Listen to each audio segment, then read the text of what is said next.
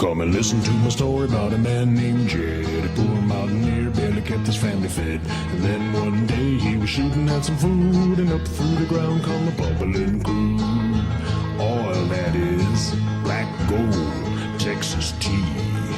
Well, the first thing you know, old Jed's a millionaire. Kinfolk said, Jed, move away from there. Said, California is the place you ought to be. So they loaded up the truck and they moved to Beverly Hills, that is, swimming pools, movie stars, the Beverly Hillbillies.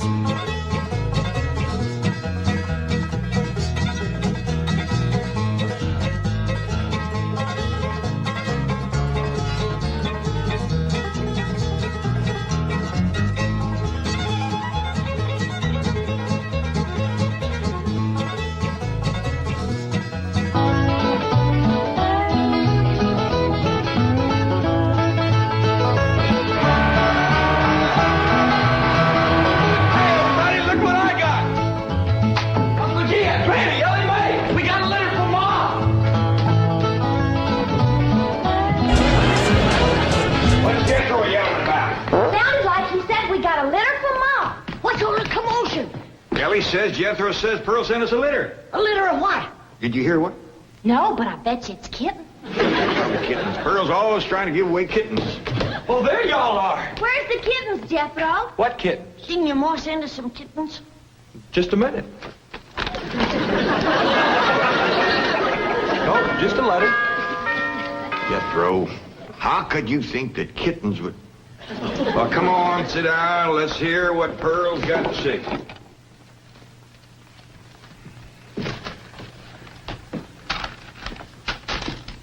Dear son and kinfolk, I take pen in hand to say we are all fine back here.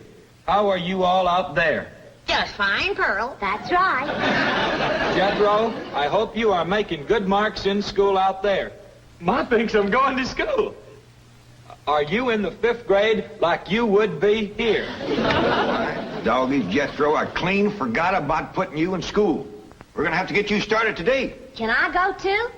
Well, now, I think Miss Hathaway's got plans to put you in some girls' school. Can I go too? Jethro, I just said it was a girls' school. That's why I want to go.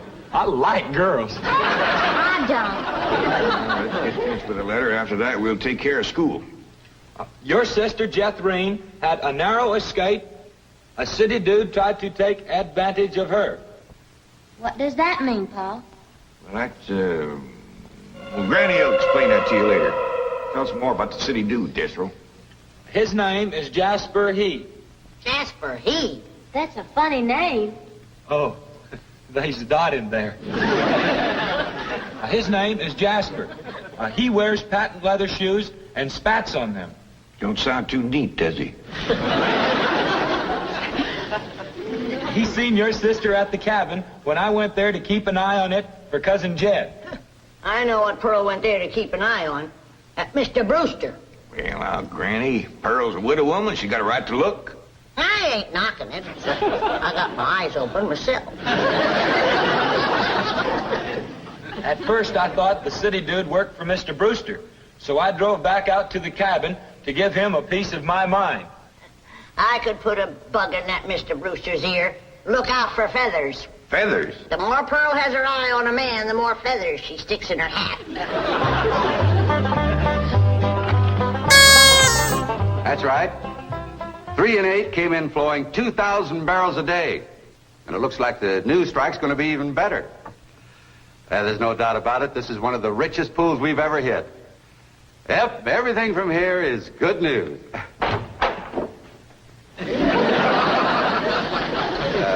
Well, not everything. I'll call you back. Mrs. Bodine, this is a pleasant surprise. Well, thank you. Although you might not think it's so pleasant when you hear what I have to say. Oh? One of them oil fellas working for you has made advances to my daughter.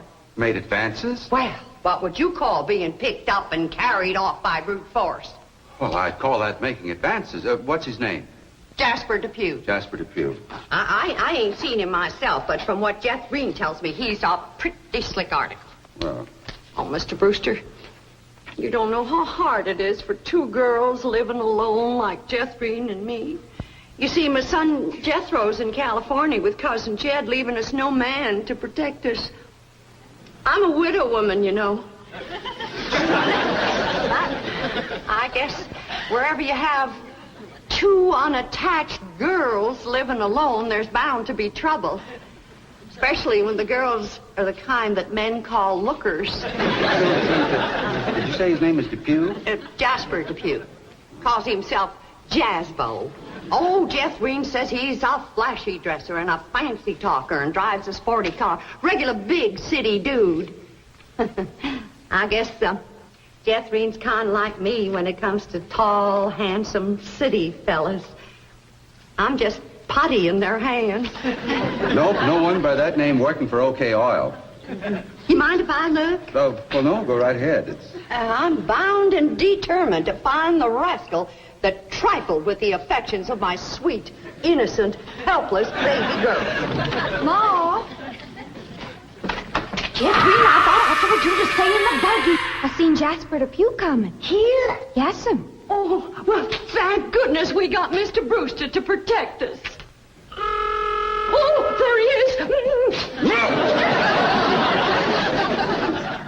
Mr. Brewster throwed his arms around me and held me in his strong embrace. What's an embrace, Paul? Well, that's when folks kind of twine their arms around one another. You mean like wrestling? It's sort of like wrestling, except they ain't mad. It's like wrestling for fun. I reckon you could see that. Then we heard a knock on the door, and we knowed it was Jasper He. Better look for that dot again. Oh, yeah. We knowed it was Jasper. He was there to get Jethrine. Her beauty had set his heart to burning with flaming desire. What's flaming desire, Paul? Well, Granny will explain that to you later. Well, I'll try. But you're sure counting a heap on my memory.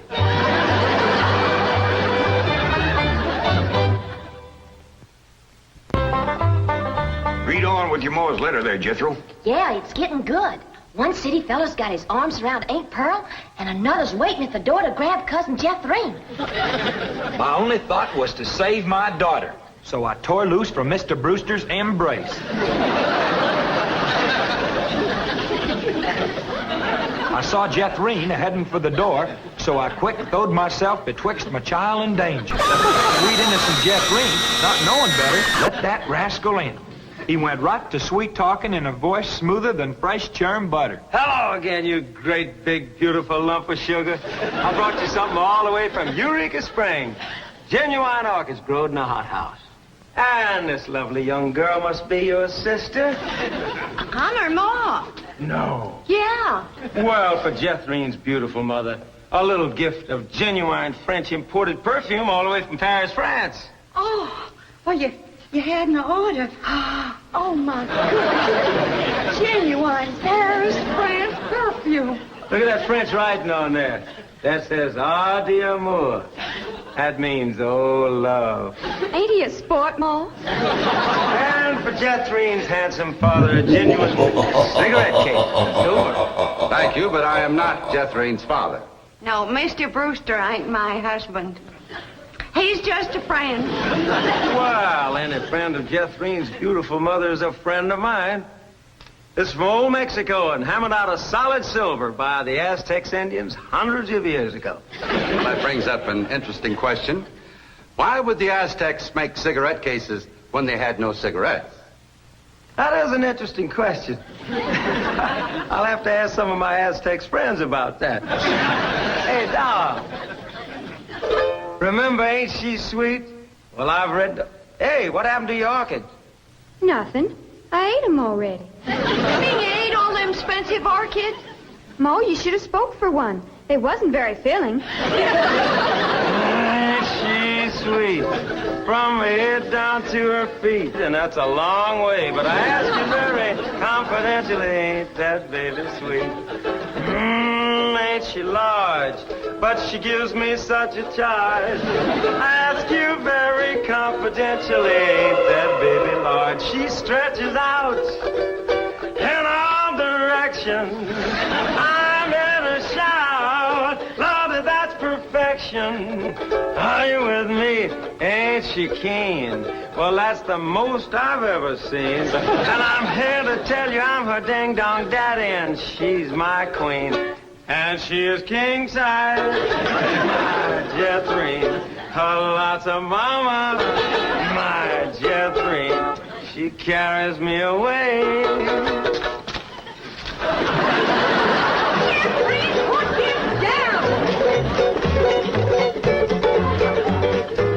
So your sister Jethrine has got herself a steady fella now. He says he is going to ask for her hand someday. I hope he will take the rest of her, too. Ha ha. Give my love to all and be a good boy. I am going out now to mail this letter and get some more feathers for my hat. As ever, your loving mother. Gee, sure nice to hear from Ma. They're nice here. Jethro, you and me's got to go right out and find a school and get you to going. Granny, you pack up a nice lunch for Jethro to tote along. How about a big mess of poke greens and chitlins with some pone and a big pot of sorghum to dip it in? Fine. Oh, Granny, it don't have to be that fancy. Some of the other boys here in Beverly Hills might not have it so good. They go to complaining to their folks. Let them complain. It ain't gonna hurt none to raise their standard a little. I'll get the truck up to Jay. Paul, please let me go with Jethro. I can help him fight if the big kids in the 5th grade goes to picking on him. I know for sure that Miss Hathaway's got other plans for your schooling. But with Jethro gone, I won't have nobody to play with. Oh, yes, you will. I just remembered something. Mr. Drysdale's stepson is coming home for Thanksgiving. And he's going to be living right next door. And you can play with him. Mr. Drysdale gave me some pictures of him. Here's some pictures of Sonny. That's what they call him, Sonny. He's been going through a lot of schools, and you ought to know some real good games to play. Ain't he something? Yeah, but what? Well, he's a boy. Are you sure? Ellie, just because he's wearing... Well, there's Jethro. Now, you keep thinking about how much fun you're going to be having with him right next door. You know, he does kind of favor that movie actor, Rudolph Valentino. Here's Jethro's lunch. I didn't have time to fix much, but it'll hold him till he gets home from school. I got a little surprise in there. I've been saving it for a special day, and I reckon this is it. What is it, Granny? Deviled hawk eggs. Doggies. Makes me wish I was going to school.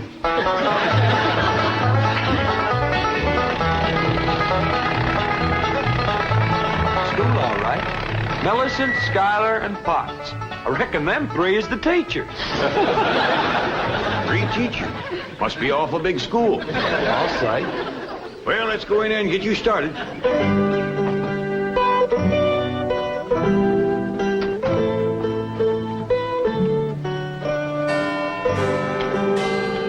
There you are.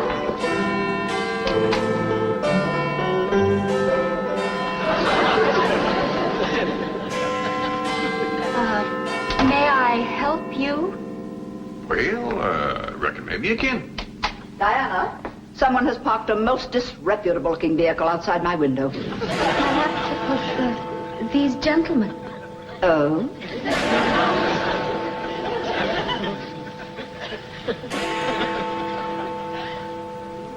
Yes? What is it you wish? Well, I'd like to get my nephew started into school. Here? Yeah, here's all right if you got room for a desk and his lunch basket.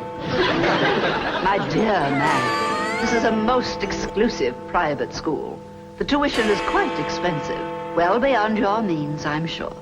Does that mean it costs a lot of money? That is precisely what it means.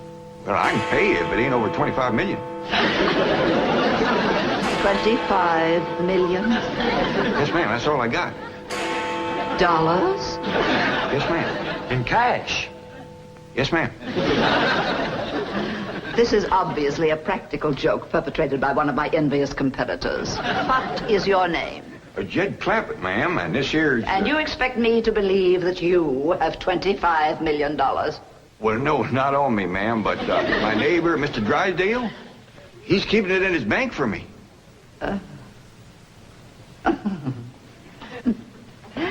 Get me Milburn Drysdale at the Commerce Bank. You see, it just so happens that Mr. Drysdale holds the mortgage on this school, so we are very well acquainted. Hello. I'd like to speak with Now, if you wish to admit that this is a hoax and be on your way, we will forget the entire incident. Otherwise, you may be liable to some sort of action for invasion of private property and impersonating a millionaire. Mr. Drysdale is coming on the line now. Thank you. This is your last chance, Mr. Clampett. My next call will be to the police. Very well. Mr. Drysdale, Millicent Schuyler Potts here. Come in, come in, come in, come in. Thank you, ma'am. Diana, tea for these gentlemen. Croppett? Oh, no, ma'am. Clampett. Diana, use the Spode tea set. Well, sit down, sit down, sit down, sit down. Just the two of us. Ellie Mae and Granny didn't come. Well, do make yourselves comfortable. Mr. Drysdale's exact words to me were, well, never mind his exact words. Apparently he values your friendship greatly, and Mr. Drysdale is a very important mortgage. Ma'am. Now then, shall we talk about your youngster who's entering our 5th grade? What is his name? Jethro Bodine. Bodine? Jethro. No, ma'am. Jethro Bodine. You always put the last name first. Now, male, of course. Yes, ma'am. Just got a letter this morning. Date of birth? December the 4th. Year? No, ma'am. Back home. We only been here a few weeks. Perhaps you should answer the questions for our vital statistics. Now, we need to know the complete birth date, which in turn gives us the exact age. Now, we have December 4th, and judging from the fact that your nephew is entering the 5th grade, I would surmise that the year is, 51 or 52. Am I correct? Oh, Jethro ain't near that old. And in the 5th grade? Why, that's wonderful.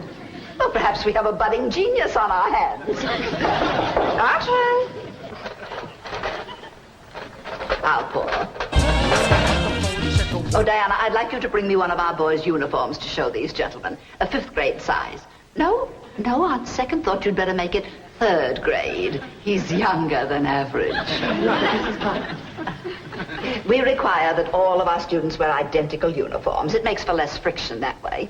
Otherwise, the boys of millionaires are apt to be taunted by the really rich. I bet you Jethro will look right good in a uniform. He can't wait to be a soldier. Oh, yes, many a young lad is like that. However, our uniforms do not reflect any militaristic design. No, rather, we strive for something gay, attractive, and smart. Now, there you are. Charming, isn't it? Now, you take this home and have Jethro wear it when he comes to school in the morning.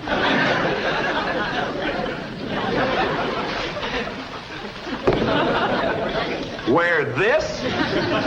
Afraid Granny will have to make considerable changes in this before it'll fit Jethro. So tiny? Ma'am. And in the 5th grade? The boy must be a genius. Well, you may be very sure that we will bring him out. If he wears this, he'll bust out. Now then, how do you gentlemen like your tea? We don't know, ma'am. We ain't tasted it yet. Oh, you are the fun-loving one, aren't you? Yes, ma'am.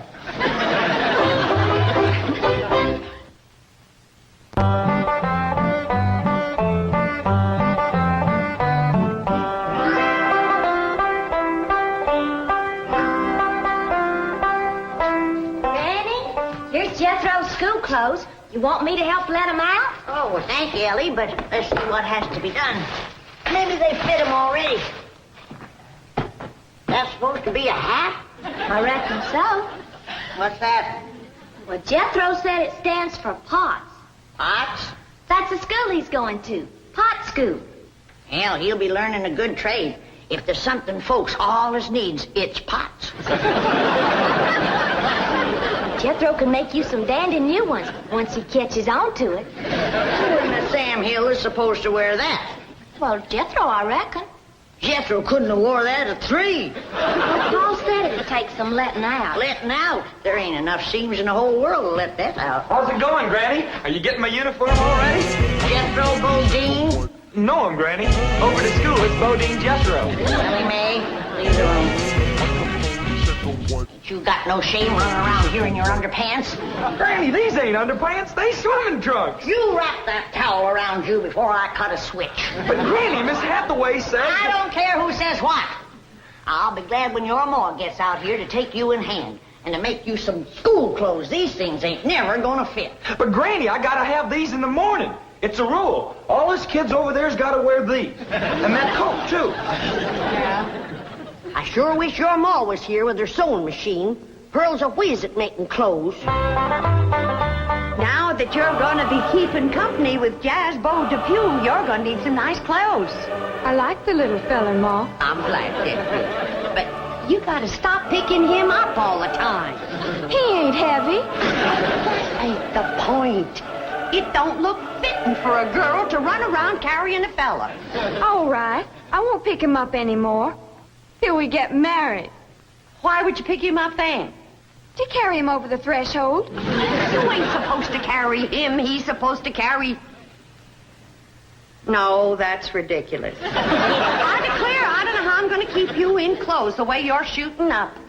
I start a new outfit, and by the time I get it stitched together, you've outgrown it. My new shoes is already too tight for my feet. Oh, them feet. If they get any bigger, you're going to have to go outside to turn around. My feet ain't as big as Jethro's. Well, of course not. He's a boy. Just think, your brother Jethro's going to school in Beverly Hills, California. Yeah. I'm homesick for to see him, Ma. Me too, Jethro. I'll bet your rich Uncle Jed has Jethro duded up like one of them actors in movie pictures.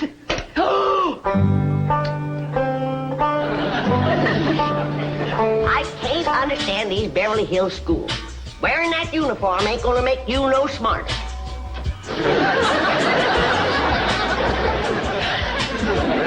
Miss Potts said I had to wear it this morning. And she's the boss teacher.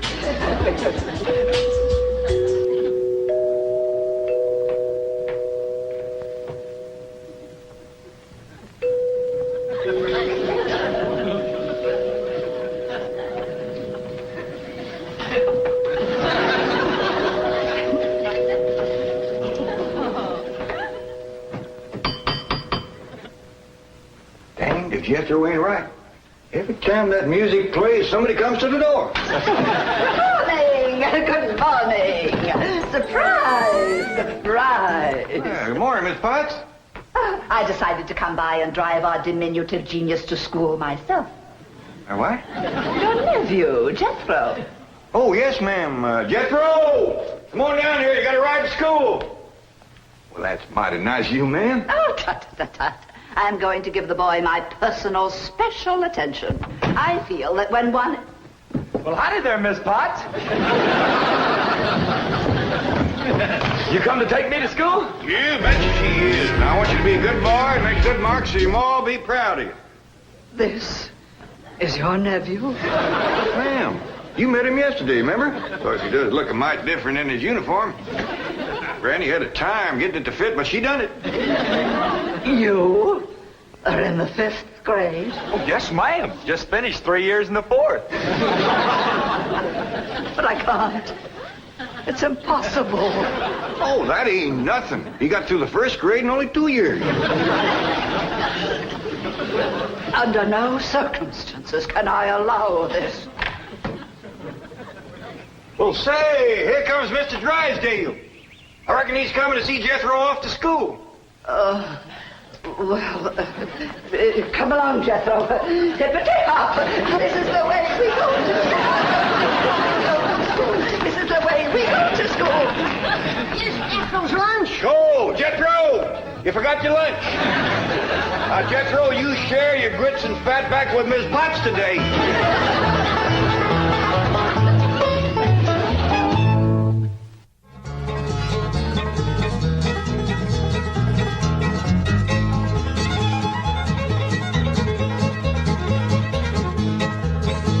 Well, now it's time to say goodbye to Jed and all his kin. They would like to thank you folks for kindly dropping in. You're all invited back next week to this locality to have a heaping helping of their hospitality. Hillbilly, that is. Said a spell. Take your shoes off. Y'all come back now, here.